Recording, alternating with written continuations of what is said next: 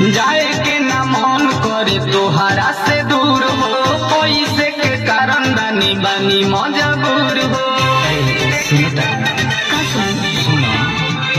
जाए के ना मन करे तोहरा से दूर हो, पैसे के कारण बानी बानी मजबूर हो।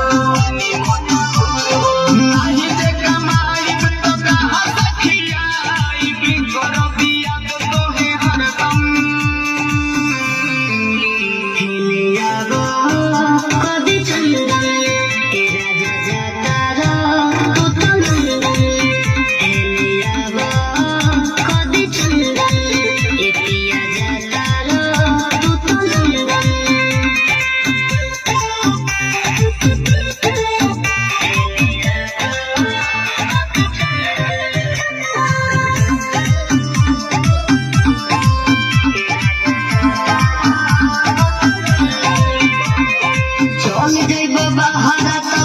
कैसे रतिया याद आई कोई तो हम मीठे मीठे बतिया।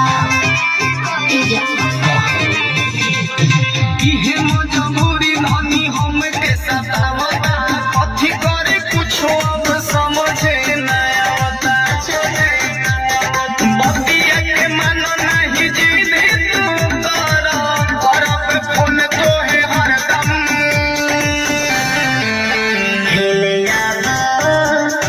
चंदन तेरा जजा तारा तू तो लंदन जावा कभी चंदन पिया जा तारा तू तो लंदन।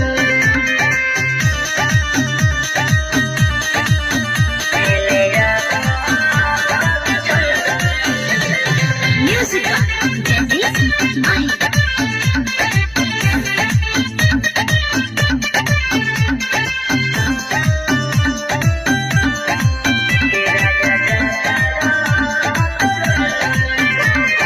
जाता रोता जाए पिया ठीक से कमाई